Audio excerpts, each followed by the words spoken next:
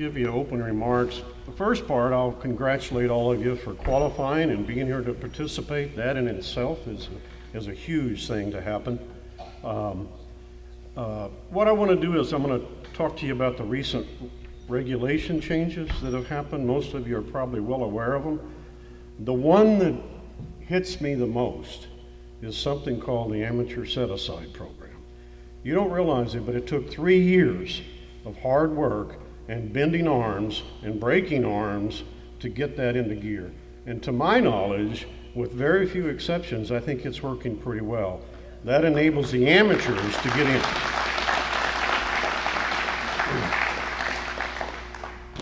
Second, in August of 2020, we started looking around and thought, what else can we do? We've got this supply and demand issue, especially at the master level. What do we do? So we decided at a club's discretion to take dogs off of the wait list. And we very nicely influenced Entry Express to change their scratch policy, okay?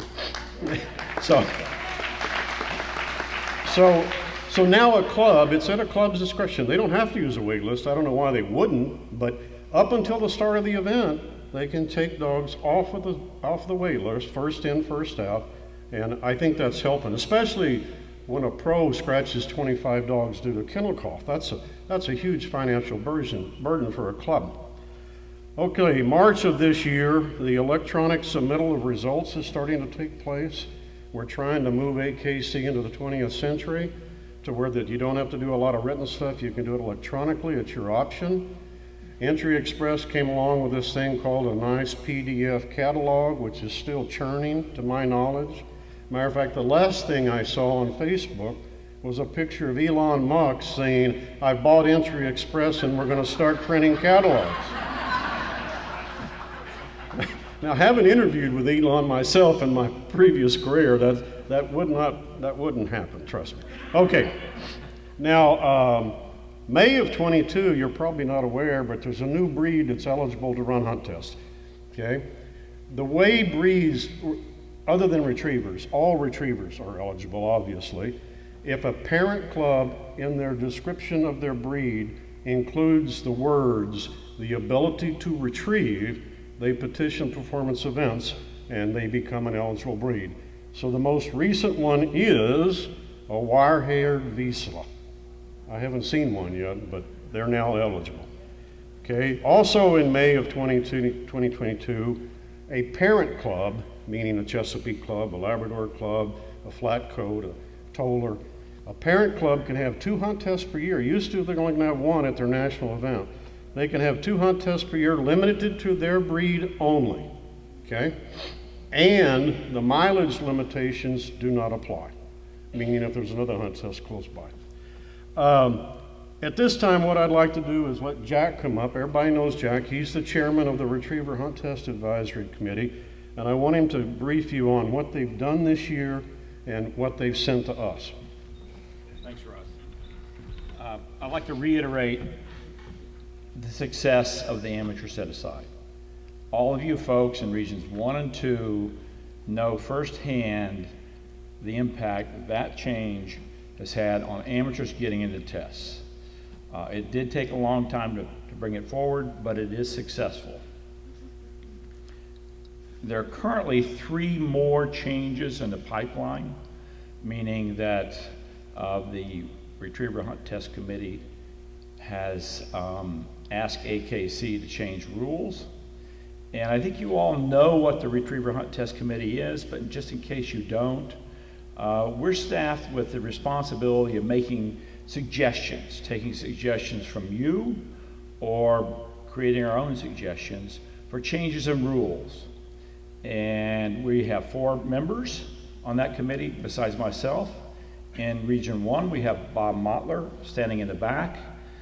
In Region 2, we have Carol Hines. In Region 3, Larry Kimball just transitioned off, and Rex Gibson's coming on. Rex is from Texas. And in Region 4, we have Laura Judd. If you have a suggestion or you want to make some changes, please put it in writing and send it either to the committee as a whole or one of these individuals, but it must be in writing.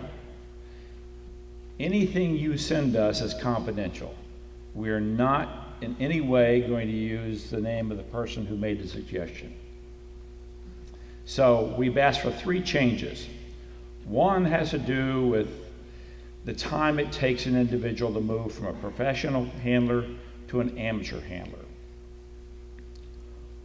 On the field trial side, it's 1 year. Currently, for us, it's 2. We're asking to change that for us to a single year so that they're the same. The next change we asked for, I think, is probably the most universally detested rule we have, and that is no go on a blind. There could be no confusion. Over on the field trial side, the rule book says, in the absence of unusual extenuating circumstances, a dog will be excused. We've all seen, or even perhaps experienced, that on our side. And the judges either have to ignore that or excuse you. We're asking AKC to use that phrase, in the absence of unusual extenuating circumstances, a dog that no goes will be eliminated from mistake, created 0 trainability. We've all seen situations where someone in the blind behind you at the line is trying to keep their pony in check, and they're whacking the dog, and no, no, no. And they say no just as you send the dog, and your dog hears that and stops. A bird boy stands up over here. Hey, I need a bag, I need a bird, I need a bird. The dog doesn't go. We're asking to change that rule. Lastly, we're asking to change the rule that has to do with talking to the honor dog in master. Now, this is master only. We're asking to eliminate the ability to talk to the honor dog in master once the working dog signals they're ready for the birds to come. This was made before and did not go anywhere, but we'll see what happens now. Those are the 3 changes that are right now in the hands of AKC that we hope go forward. Questions? Yes? What's the reasoning behind not being able to talk to the honor dog? In certain areas of the country, you have honor dogs doing the cha-cha, and the judge is not looking. The dog's essentially interfering with a working dog. You have creeping, and the judges are not watching the dog necessarily, and that's the reason. So if you have high-powered dogs and they're dashing out and you're saying here as it's moving towards the line, that's a controlled break and it's not being called. That's the reason. Any other questions? Yes, sir. How is this decided whether that is enacted or not? Go ahead. I'd like to know how we know how this is enacted, this action that you're asking for. How will it be acted on? I mean, do we have any say in, do we as handlers have any input here, whether we would like these rules to be passed or not? Sure you do. You can basically talk to Russ and tell him you don't want this. Sure. I guess you answered my question. Russ, you're getting a lot of phone calls. Is that okay, Russ? I know it's Throwing under the bus. I know it's a touchy subject. It's been around for the last 4 or 5 years. You guys run dogs in your region. You may go out of your region a little bit.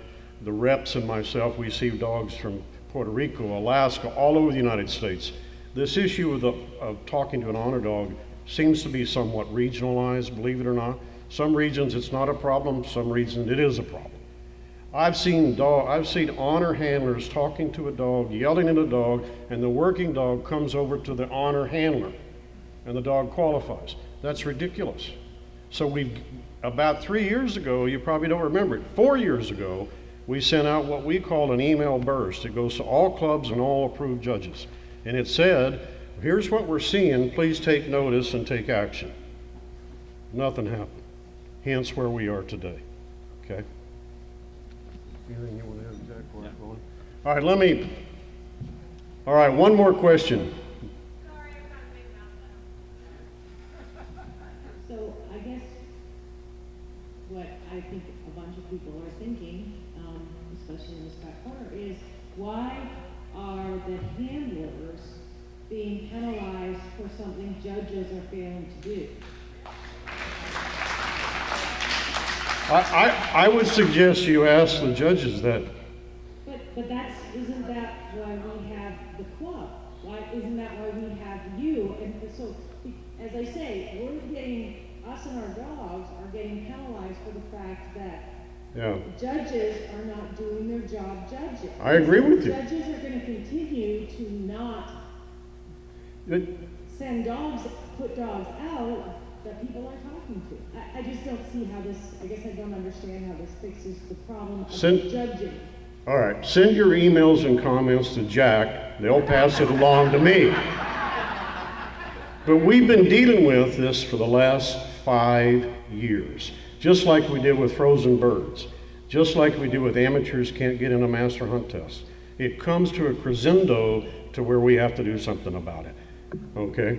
All right, this wasn't meant to be a question and answers. I'm going to be here all week, or I'll be here until Tuesday. Jerry Mann's coming in, and then we'll take it from there. Let me give you see me privately and I'll answer your question. But we need to move on here because he's got business to do. All right? I want to give you some program statistics and a couple of good news of retriever young ladies that got scholarships for college, and then one reprimand. I can't get off the stage without one. I'm sorry. Okay, statistics.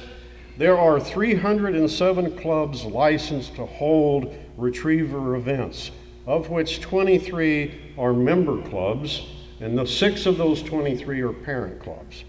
If you don't know what all that means, grab me later and I'll explain it to you. 48% of those clubs hold both field trials and hunt tests. 19% of those clubs only hold field trials, and 19% only hold hunt tests. The remaining percentage do other retriever events such as lure coursing, agility, conformation, okay? And this is going to boggle your mind. There's 2,186 approved judges for hunt tests currently. Now, not everybody wants to judge, I got it. I'm just telling you what's on the books as approved. The top 5 active states in 2021. Anybody want to guess? You can't say because you know. Anybody want to guess?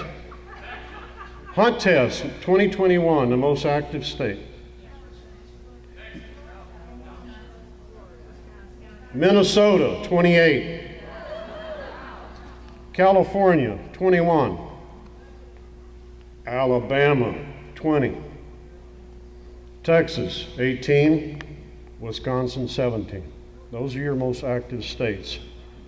Events and entry for the last 3 years. 2019, there were 449 events with 43,920 entries. 2020, ugly year. We all know that. But we still managed to have 300 events with 33,590 entries. Last year, bogus year, big time year. 472 events, 47,071 dogs. The biggest entry across any of performance events, period. Okay, AKC youth program. We give out $20,000 per year to youth people that are involved with AKC events. We have 2 young ladies that got awards this year. I happen to know one of them, I don't know the other one.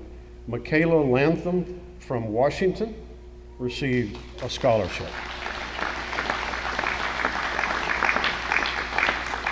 Haley McKeaton from North Carolina. That's her second one, by the way.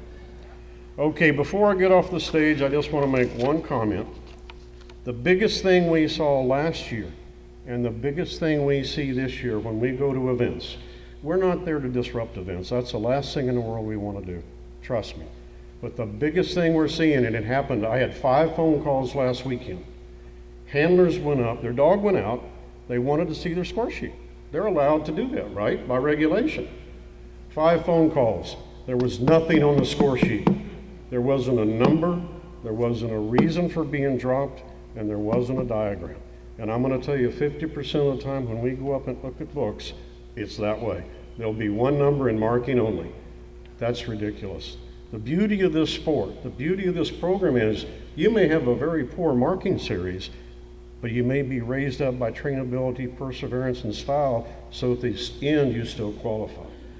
Put the numbers in the boxes and draw the diagrams correctly. Thank you for your time. I appreciate it. I'll be here until Monday afternoon. I've got to go do a seminar in Maine. Jerry Mann is coming in. He'll be here Tuesday till the end of the event. And of course, Dave's here throughout.